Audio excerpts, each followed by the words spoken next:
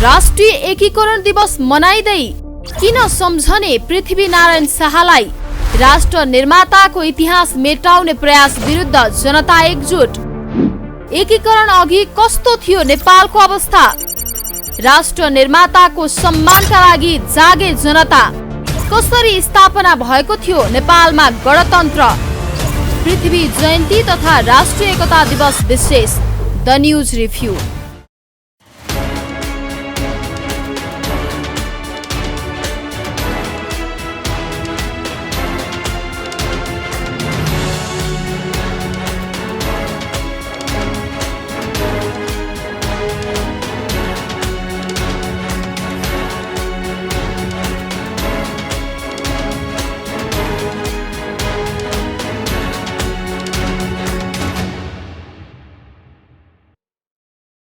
नमस्कार, खास न्यूजको बहुकोणीय चिरफार गर्ने कार्यक्रम द न्यूज रिभ्यूको आजको अङ्कमा स्वागत छ। म रिचा दाहाल। दर्शकवृन्द, राष्ट्रिय निर्माता पृथ्वीनारायण शाहको जन्मदिन पुस 27 गते हो। देशप्रेमी जनताहरूले पुस 26, 27 र 28 गते विभिन्न कार्यक्रमको आयोजना गरी पृथ्वी जयन्ती मनाउँदै आएका छन्। तर सरकारी स्तरमा भने पृथ्वी जयन्तीलाई ओझेलमा पार्ने प्रयास यथावत छ। विश्वमा 200 भन्दा बढी देशहरू छन्, तर नेपाल मात्र यस्तो देश हो जहाँ देशका जन्मदाता प्रति घृणा भाव फैलाउनेहरू सत्तामा आछिन्छन्। पृथ्वीनारायण शाह राष्ट्र निर्माता मात्रै नभएर महान राजनीतिज्ञ समेत थिए भन्ने कुरा उनको दिव्य उपदेशले स्पष्ट गर्छ। पृथ्वीनारायण शाहले दिव्य उपदेशमा भनेका छन्, विराज बखेतीलाई काजी बनाउने मेरो इरादा थियो, तर दुनियाँसँग सोधी हेर्दा कालु पाण्डेलाई कजाई दिनुपर्ने देखियो। त्यसैले प्रजा जोदेखि खुसी हुन्छन् उसैलाई कजाइदिनु। यति बेला काजी भनेको अहिलेको प्रधानमन्त्री पद हो। काजीको अर्थ हो कार्यकारी जिम्मेवार। मुलुकको कार्यकारी जिम्मेवारी राजाले लिन हुन्न भन्ने कुरा पृथ्वीनारायण शाहले आत्मसात गरेको देखिन्छ। कार्यकारी जिम्मेवार अर्थात् काजीको छनौट कसरी गर्ने भन्ने मामिलामा पनि पृथ्वीनारायण शाहले स्पष्ट मार्गचित्र बनाएको देखिन्छ। त्यति बेला मतदानको चलन थिएन। पृथ्वीनारायण शाहले जनताका घर घरमा आफ्ना दूत पठाएर कसलाई काजी बनाउँदा उपयुक्त हुन्छ भनेर राय लिए। आफ्नो इच्छा विराज बखेतीतर्फ हुँदाहुँदै पनि उनले जनताको इच्छा अनुसार कालु पाण्डेलाई काजी बनाए। जनताको राय अनुसार अघि बढेकै कारण कमजोर राय राज्य गोर्खाले आफूभन्दा कैयौं गुणा बलिया राज्यलाई जितेर विशाल नेपाल निर्माण गरेको हो। तर पृथ्वीनारायण शाहका उत्तराधिकारीहरूले ठिक उल्टो गरे। राजा महेन्द्रले त यतिसम्म गरे कि 2/3 बहुमतका साथ प्रधानमन्त्री बनेका बीपी कोइरालालाई 18 महिना भित्रै अपदस्थ गरी जेलमा सडाइदिए। पृथ्वीनारायण शाहको दिव्य उपदेशको सबैभन्दा बढी हुर्मत कसैले लुटेको थियो भने राजा महेन्द्रले नै लुटेका थिए। तर अहिले पनि पृथ्वीनारायण शाहको नाम र तस्बिर अघि सारेर निरङ्कुश राजतन्त्र स्थापना गर्न खोज्नेहरूको बिगबिगी घटेको छैन।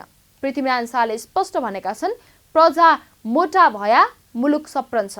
यो भनाइको अर्थ प्रजाको जिउमा मासु थपिनु होइन, प्रजालाई अधिकार सम्पन्न बनाउनु पर्छ भन्न खोजिएको हो।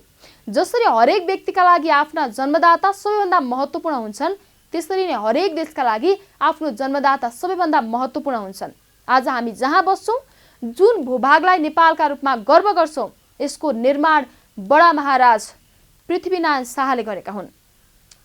आधुनिक नेपाल निर्माता पृथ्वीनारायण शाह हुन् भन्ने कुरामा कोही गते विवाद छैन। तर नेपालको वर्तमान सत्ताले पृथ्वीनारायण शाहको योगदान ओझेलमा पार्ने प्रयास गरेको छ। राष्ट्र निर्माता पृथ्वीनारायण शाहलाई ओझेलमा पार्ने प्रयास किन गरिँदैछ? कहिलेदेखि यो प्रयास सुरु भएको हो? पृथ्वीनारायण शाहलाई ओझेलमा पार्ने प्रयास गरिनुका कारणहरू के हुन सक्छन् भन्ने प्रश्नहरू निकै पेचिला छन्।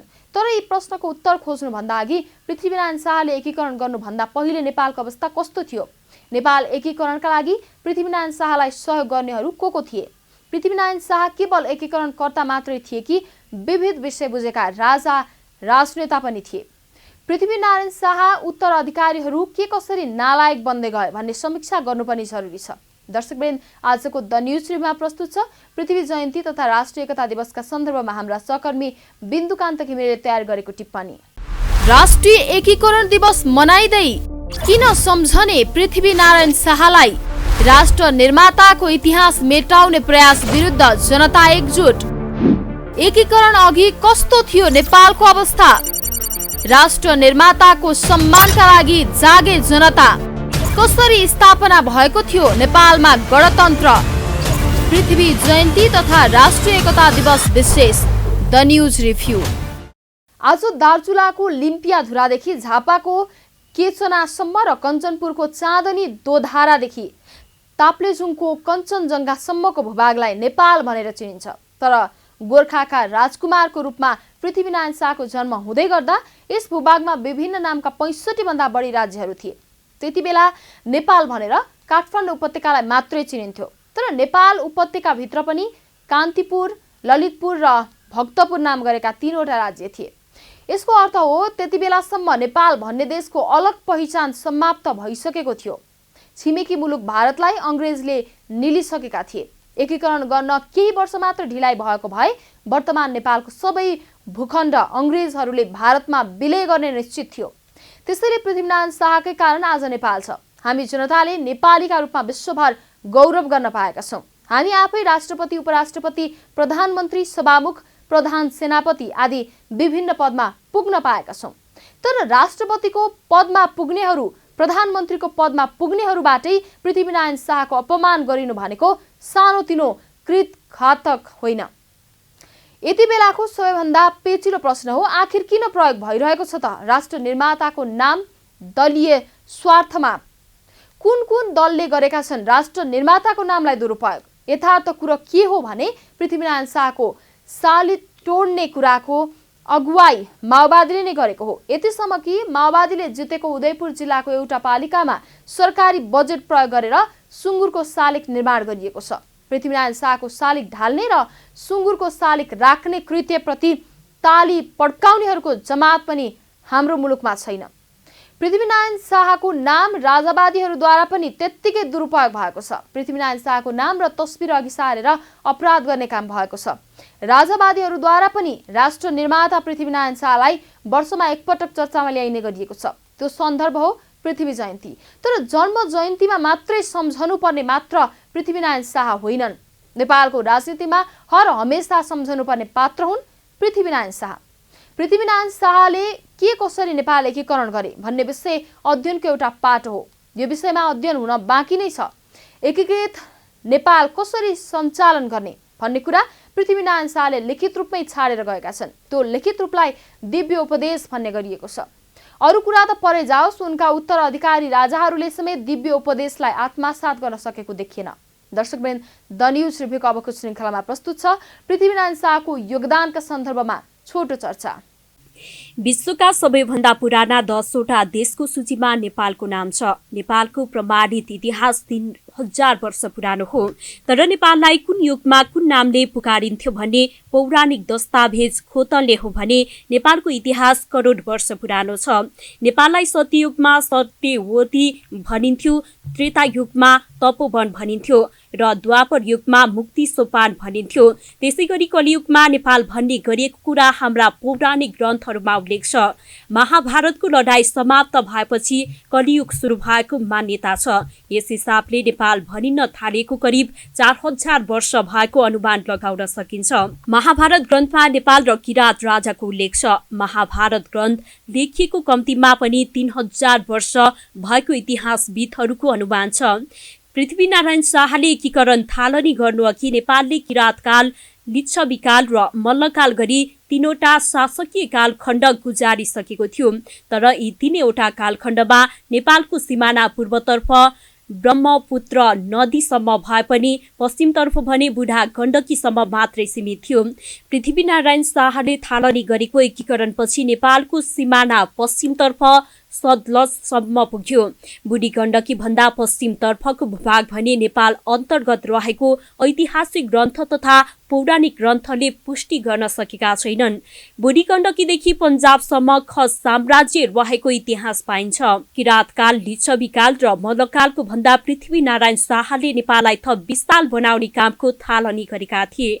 मल्लकालको अन्तिम समयतिर त तत्कालीन नेपाललाई भाइ छोरा बीच अंश लगाउन थालिसकिएको थियो। भाइ छोरामा अंश लगाउँदै जाँदा नेपाल भन्ने अलग देशको अस्तित्व करिब करिब मेटिसकेको थियो। आजसम्म पनि विश्वमा नेपाल भन्ने शब्द जति परिचित छ त्यो भन्दा कम परिचित गोर्खा भन्ने शब्द छैन। नेपाल एकीकरणपछि पृथ्वीनारायण शाहले आफ्नो देशको नाम गोर्खा नराखेर किन नेपाल राखे भन्ने प्रश्नको उत्तर खोज्ने हो भने उनी कति दूरदर्शी राजनेता थिए भन्ने कुरा स्पष्ट हुन्छ। एकीकरणपछि पृथ्वीनारायण शाहले नेपाल देशको नामलाई मात्रै निरन्तरता दिएनन्, काठमाडौँ उपत्यका भित्र सीमित भइसकेको तत्कालीन नेपालको सबै रीति स्थिति, धर्म, संस्कृति, परम्परालाई सिङ्गो देशको मूलधारका रूपमा निरन्तरता दिए। गोर्खाले अवलम्बन गरेको सम्मतलाई निरन्तरता नदिएर तत्कालीन नेपालको लिच्छविकालदेखि चलाइएको नेपाल सम्मतलाई निरन्तरता दिए। गोर्खालीहरूले मनाउने चाडपर्व र संस्कृतिलाई निरन्तरता नदिएर राज्यको मूल चाडपर्व तथा संस्कृतिका रूपमा नेपाल उपत्यकाका बासिन्दाको चाडपर्व र संस्कृतिलाई निरन्तरता दिए। त्यति बेला गोर्खालीहरूको राष्ट्रिय पोसाक टाउकोमा फेटा र घुँडासम्म आउने भोटो थियो। तर पृथ्वीनारायण शाहले नेपाल उपत्यकाका बासिन्दाहरूको पोसाक भातगाउँले कालो टोपी र दौरा सुरुवाललाई राष्ट्रिय पोसाक बनाए। त्यति बेला गोर्खालीहरूमा देवी देवताको मूर्ति बनाएर पूजा गर्ने चलन थिएन। तर पृथ्वीनारायण शाहले नेपाल उपत्यकाका बासिन्दाले स्थापित गराएको देवी देवताको मूर्ति बनाएर पूजा गर्ने प्रचलनलाई प्रोत्साहन गरे। यति मात्रै होइन, मूर्ति पूजाको विरोध गर्ने इसाई फादरीहरूलाई देश निकाला नै गरिदिए। वास्तवमा पृथ्वीनारायण शाहले अन्धविश्वासका रूपमा नभएर कला तथा संस्कृतिको सम्वर्धनलाई निरन्तरता दिनका लागि मूर्ति पूजालाई पनि निरन्तरता दिएका थिए। यतिसम्म कि त्यति बेला नेपाल उपत्यकामा हरेक वर्ष राजाले भैरवसँग खड्ग साटेर र कुमारीसँग टीका ग्रहण गरेर पूर्ण नियुक्ति लिने परम्परा थियो। भैरव र कुमारीका प्रतीकका रूपमा स्थानीय नेवार समुदायकै छोराछोरी चयन गर्ने परम्परा थियो। यो परम्परालाई पनि पृथ्वीनारायण शाहले सम्मानका साथ निरन्तरता दिए। जितेका राज्यहरूलाई भाइचोरामा अंश लगाउने परम्परालाई पृथ्वीनारायण शाहले निस्तेज पारे। अंश माग्ने प्रयत्न गरे बापत उनले आफ्नै भाइहरूलाई नजरबन्दमा राखे। राष्ट्रिय एकीकरण दिवस मनाइदै किन सम्झने पृथ्वीनारायण शाहलाई?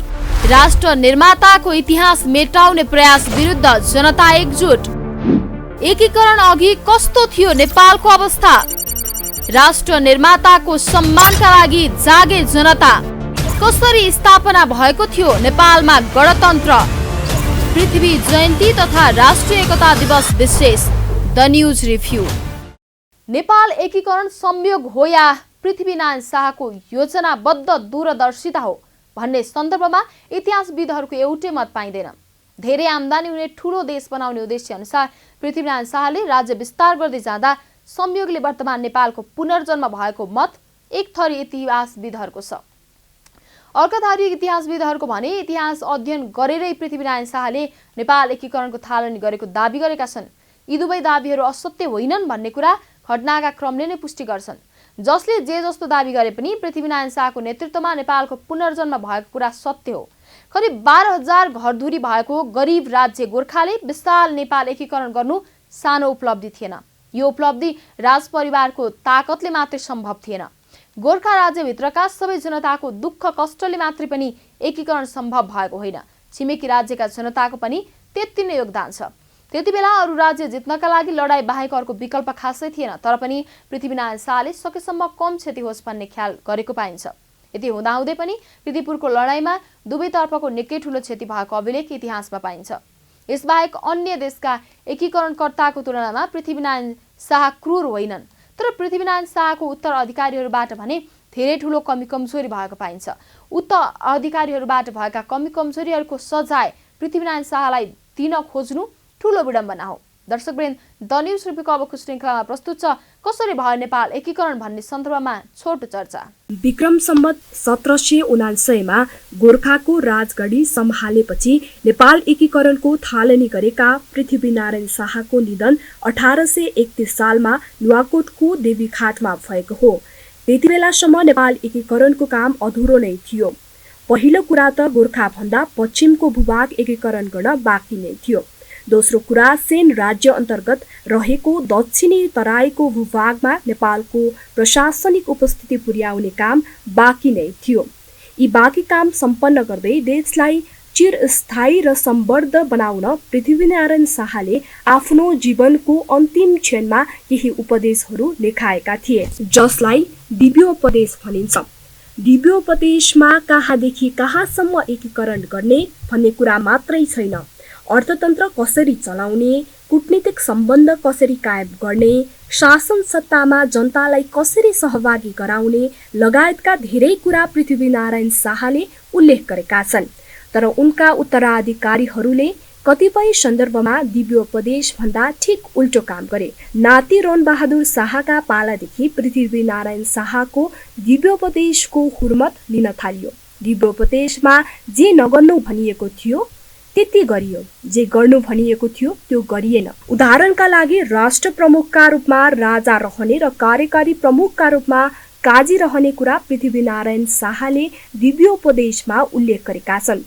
जनताले जसलाई मन पराउँछन् उसैलाई काजी नियुक्त गरियो भने मात्रै देश बलियो हुन्छ भन्ने कुरा पृथ्वीनारायण शाहले उदाहरणसहित व्याख्या गरेका छन्।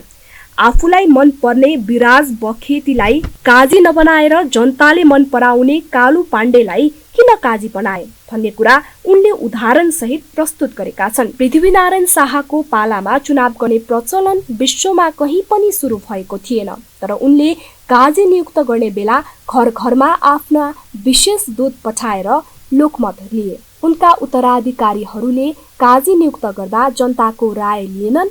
जसलाई मन लाग्यो उसैलाई काजी नियुक्त गर्ने, मन नपर्ना साथ साविकको काजीलाई हत्या गरेर अर्को काजी नियुक्त गर्ने सिलसिला सुरु भयो।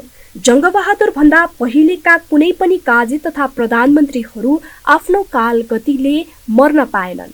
यदि जङ्गबहादुर राणाले दूरदर्शिता नअपनाएको भए नेपालको अस्तित्व त्यति बेला नै समाप्त हुने निश्चित थियो। राजाहरूलाई खोपीमा थुनेरै भए पनि जङ्गबहादुर राणाले देशको अस्तित्व बचाए। जङ्गबहादुरका उत्तराधिकारीहरूको ज्यादती बढ्दै गएपछि 2007 सालमा जनक्रान्ति भयो। 2007 सालको जनक्रान्तिले राष्ट्र प्रमुखका रूपमा राजा रहने र जननिर्वाचित प्रधानमन्त्रीले देश सञ्चालन गर्ने विधि तय गर्यो। यो विधि युरोप अमेरिकाबाट आयात गरिएको विधि थिएन। युरोप अमेरिकाहरूले अवलम्बन गर्नुभन्दा 100 वर्ष अघि गोर्खाका तत्कालीन राजा पृथ्वीनारायण शाहले प्रयोगमा ल्याइसकेका थिए। तर पृथ्वीनारायण शाहका 10औं पुस्ताका उत्तराधिकारी महेन्द्र शाह हदैसम्म अदूरदर्शी राजाका रूपमा प्रकट भयो। जननिर्वाचित संसदलाई विघटन गरेर जननिर्वाचित प्रधानमन्त्री बीपी कोइरालालाई जेलमा थुनेर आफू शासन गर्ने राजा महेन्द्र उद्धत भए। वास्तवमा महेन्द्रको यही कदमले नेपालमा गणतन्त्रको बीजारोपण गरेको थियो। महेन्द्रले गरेको गल्ती 30 वर्षपछि राजा वीरेन्द्रले सच्याए, तर गल्ती सच्याएको 1 दशक बित्दा नबित्दै वीरेन्द्रको वंश विनाश गरियो। दाजुको वंश विनाश गरिएपछि राजा बन्नुभएका वीरेन्द्रका भाइ ज्ञानेन्द्रले घोषणा गरेरै भन्नुभयो, म दाजु जस्तो राजा होइन, पिता जस्तो राजा बन्न चाहन्छु। नभन्दै उहाँले आफ्नो पिता महेन्द्रले जस्तै राजाको कुर्सीबाट ओर्लिएर प्रधानमन्त्रीको कुर्सीमा आफै बसेर शासन गर्न थाल्नुभयो। 17औं शताब्दीमा पृथ्वीनारायण शाहले बसालिसकेको स्थितिलाई 21औं शताब्दीमा उल्लङ्घन गर्नुको सिधा संकेत थियो राजतन्त्रको पतन। आखिर भयो त्यही। राष्ट्रिय एकीकरण दिवस मनाइदै किन सम्झने पृथ्वीनारायण शाहलाई? राष्ट्र निर्माताको इतिहास मेटाउने प्रयास विरुद्ध जनता एकजुट। एकीकरण अघि कस्तो थियो नेपालको अवस्था? राष्ट्र निर्माताको सम्मानका लागि जागे जनता। कसरी स्थापना भएको थियो नेपालमा गणतन्त्र? पृथ्वी जयन्ती तथा राष्ट्रिय एकता दिवस विशेष द न्यूज रिभ्यू। पृथ्वीनारायण शाहको योगदानलाई ओझेलमा पार्ने काम गणतन्त्र स्थापना यता धेरै नै भएको छ, तर गणतन्त्र स्थापनापछि मात्रै पृथ्वीनारायण शाहलाई ओझेलमा पारियो भन्नु अन्याय हुनेछ, किनकि राष्ट्र निर्माता पृथ्वीनारायण शाहको योगदानलाई ओझेलमा पार्न थालिएको उनका नाति रणबहादुर शाहका पालादेखि हो, जुन बेला पृथ्वीनारायण शाहका कान्छा छोरा बहादुर शाहलाई राज्यद्वारा झुन्ड्याएर मारियो। त्यही बेलादेखि नै नेपालमा दुष्चक्र सुरु भएको हो। त्यसो त राणा शासनको समाप्तिपछिका राजाहरूमा पनि दूरदर्शिता देखिएन। राजा त्रिभुवन, राजा महेन्द्र तथा राजा वीरेन्द्रले पृथ्वीनारायण शाहको भन्दा आफ्नो शालिग स्थापना गर्न जोड दिए। राजा महेन्द्रले त देशका महत्त्वपूर्ण ठाउँमा आफ्नो तथा आफ्ना श्रीमतीहरूको शालिग राख्ने अभियान नै चलाए। कागजको नोटमा पृथ्वीनारायण शाहको तस्बिर राख्ने परम्परा थालनी गर्नुको सट्टा आफ्नै तस्बिर राख्ने मोह राजा महेन्द्रलाई जाग्यो। त्यतिबेला राजावादीहरू भन्दैछन् नेपाली मुद्रामा पृथ्वीनारायण शाहको तस्बिर राख्नुपर्छ। यो कुरा सही हो, तर सक्रिय राजतन्त्रको बेला उनीहरूले यो माग किन राखेनन्? यही बेला पृथ्वीनारायण शाहको शालिग उद्घाटन गर्दै हिँडेका पूर्व राजा ज्ञानेन्द्र शाहले आफ्नो सक्रिय शासनका बेला पृथ्वीनारायण शाहका कतिवटा शालिग स्थापना गरे। पृथ्वीनारायण शाहको नाम आफ्नो व्यक्तिगत स्वार्थका लागि लिनु उचित होइन। विकसित देश बेलायतबाट पनि नेपालीहरूले पाठ सिक्नुपर्छ। 15 महिना अघि बेलायतकी महारानी एलिजाबेथ द्वितीयको मृत्यु भयो, तर बेलायती सरकारले एक दिन पनि सार्वजनिक विदाको घोषणा गरेन। तैपनि महारानी तथा राजसंस्थाप्रति जनताको सम्मान घटेन, झन बढ्यो। यदि विदा घोषणा गरिएको भए घट्न सक्थ्यो। नेपालकै सन्दर्भमा भन्ने हो भने पनि तत्कालीन राजा वीरेन्द्रप्रति जनताको सम्मान पञ्चायतकालको भन्दा 2046 सालको परिवर्तनपछि उर्लेको थियो। पृथ्वी जयन्तीमा विदा दिने वा नदिने भन्ने कुरा गौण हो। बरु पृथ्वीनारायण शाहमाथि थप अध्ययन र अनुसन्धान हुनुपर्ने हो। दर्शकवृन्द, द न्युज रिभ्यूको अबको श्रृङ्खलामा प्रस्तुत छ पृथ्वीनारायण शाहलाई विवादमा ल्याउनेहरू को हुन् भन्ने सन्दर्भमा छोटो चर्चा।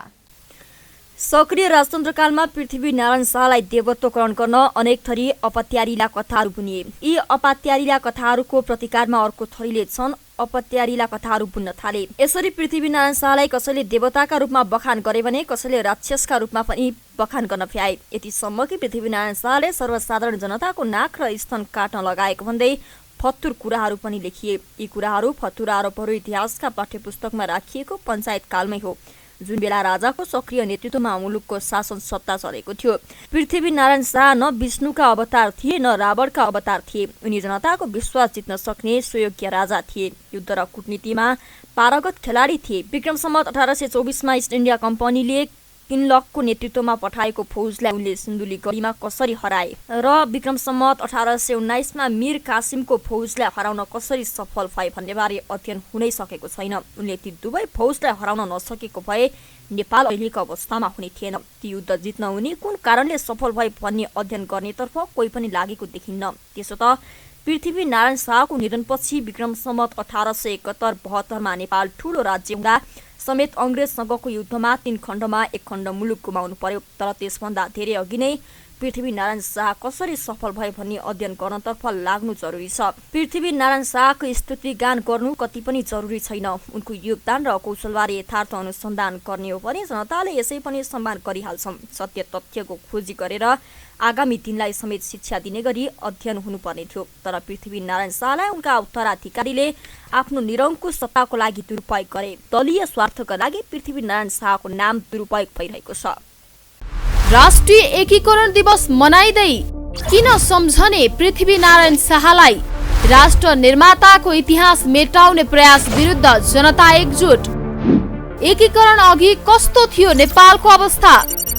राष्ट्र निर्माताको सम्मानका लागि जागे जनता। कसरी स्थापना भएको थियो नेपालमा गणतन्त्र? पृथ्वी जयन्ती तथा राष्ट्रिय एकता दिवस विशेष द न्युज रिभ्यू। राष्ट्र निर्माता पृथ्वीनारायण शाहलाई विवादमा ल्याउने प्रयास नेपालमा दुईवटा कोणबाट भएको छ। एकातिर नेपालको अस्तित्व मेटाउन चाहिने विदेशी षड्यन्त्रकारीहरूबाट पृथ्वीनारायण शाहमाथि प्रहार भएको छ। अर्कातिर पृथ्वीनारायण शाहको वंशजका नाताले यो मुलुकमा हामीले शासन चलाउनु पाउनुपर्छ भन्ने पूर्व राजा ज्ञानेन्द्र शाह र उहाँका अनुयायीहरूबाट प्रहार भएको छ। पृथ्वीनारायण शाहको योगदानलाई उजागर गर्दा त्यसको आडमा राजवादीहरूद्वारा लोकतन्त्र समाप्त हुने हो कि भन्ने डरमा राजनीतिक दलहरू छन्। निरङ्कुश राजतन्त्र पृथ्वीनारायण शाहको सपना होइन भन्ने यथार्थता उनका अनुयायीहरूले बुझ्नु जरुरी छ। राष्ट्र निर्माण भनेको भूगोलको एकीकरण मात्र होइन, शासन पद्धति पनि हो। शासन सत्तामा जनसहभागिता नभएको भूभाग भनेको देश होइन, बेर्ता मात्रै हो। यसैगरी पृथ्वीनारायण शाहले नेपाल बनाइदिएका कारण यति बेला हामीले शासन सत्ता सञ्चालन गर्न पाएका हौं भन्ने यथार्थता प्रमुख राजनीतिक दल तथा तिनका नेताहरूले बुझ्नु जरुरी छ। 2063 सालको परिवर्तन पछिका 18 वर्षको अवधिमा सरकारले जम्मा 2 पटक मात्रै 2074 सालमा पृथ्वी जयन्तीका दिन राष्ट्रिय पर्वका रूपमा सार्वजनिक बिदा दिएको थियो। 2074 सालमा र 2078 सालमा सरकारले बिदा दिएको थियो। 2074 सालमा राप्रपा नेपालका अध्यक्ष कमल थापा उपप्रधानमन्त्री हुनुहुन्थ्यो। त्यसपछि सरकार परिवर्तन भयो र सार्वजनिक बिदा दिन पनि बन्द गरियो। तर त्यही वर्षदेखि राष्ट्रपतिद्वारा सिंहदरबार अगाडि रहेको पृथ्वीनारायण शाहको शालिगमा सम्मान जनाउन थालियो। त्यसपछि प्रत्येक वर्ष पृथ्वी जयन्ती मनाउन राष्ट्रपति सरिक हुने परम्परा कायम रहँदै आएको छ। दूरदर्शी राजनेता बीपी कोइरालाले अघि सारेको संवैधानिक राज संस्थाको अवधारणालाई राजाहरूले नै शत्रु ठानेपछि मुलुकमा गणतन्त्र स्थापनाका लागि कुनै ताकतले छेक्न नसकेको हो। राजतन्त्र पुनर्बहालीका लागि पूर्व राजा ज्ञानेन्द्र शाहले यति बेला राप्रपा र छिमेकी देश भारत मार्फत ठूलै कसरत गरेको देखिएको छ। तर भारत तथा कुनै एउटा पार्टी बुई चढेर पुनर्बहाली हुने राजतन्त्र संवैधानिक हुने छैन र स्थायी पनि हुने छैन।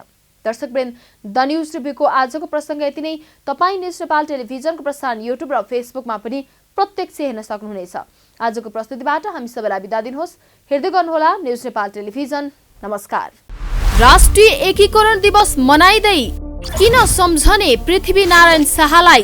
राष्ट्र निर्माताको इतिहास मेटाउने प्रयास विरुद्ध जनता एकजुट। एकीकरण अघि कस्तो थियो नेपालको अवस्था? राष्ट्र निर्माताको सम्मानका लागि जागे जनता। कसरी स्थापना भएको थियो नेपालमा गणतन्त्र? पृथ्वी जयन्ती तथा राष्ट्रिय एकता दिवस विशेष द न्यूज रिभ्यू।